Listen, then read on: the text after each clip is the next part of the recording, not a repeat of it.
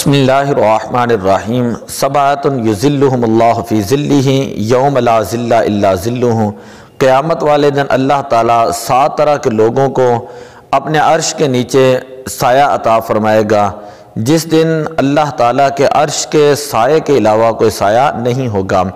فرمایا امام عادل حکمران اللہ کے عرش کے سائے کے نیچے ہوگا۔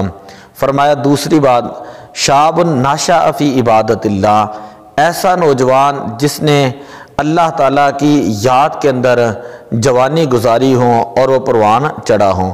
تیسرا شخص رجل قلبہ معلق بالمسجد، ایسا شخص کہ جس کا دل مسجد کے ساتھ جو ہے وہ اٹکا رہتا ہے۔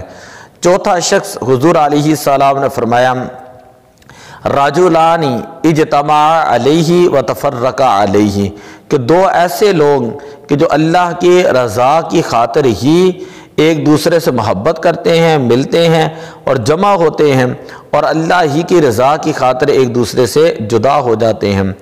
پھر اس کے بعد 5ویں نمبر پر حضور علیہ السلام نے فرمایا رجل ذکر اللہ خالیا ففادتہ عیناہ، کہ ایسا شخص جس نے تنہائی کے اندر اللہ تعالیٰ کو یاد رکھا، اللہ کو یاد کیا اور اللہ کی یاد میں اس کی آنکھوں سے آنسو جاری ہو گئے۔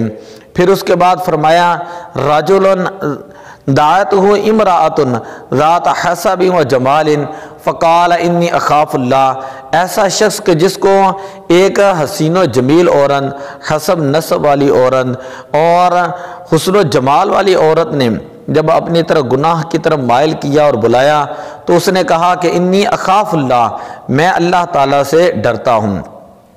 اور 7واں وہ شخص ہے جس کے بارے میں حضور علیہ السلام نے فرمایا رجل تصدق بصدقۃ، ایسا شخص جو اللہ تعالیٰ کی راہ کے اندر اس انداز کے اندر خرچ کرتا ہے کہ فاخفاها، اس کو پوشیدہ رکھتا ہے، حتی لا تعلم شمالہ ما تنفق یمینہ، یہاں تک کہ اس کے بائیں ہاتھ کو پتہ نہیں ہوتا کہ دائیں ہاتھ نے اللہ کی راہ کے اندر کیا چیز جو ہے وہ خرچ کی ہے۔ تو یہ 7 طرح کے لوگ ہیں جو کل قیامت والے دن اللہ کے عرش کے سائے کے نیچے ہوں گے۔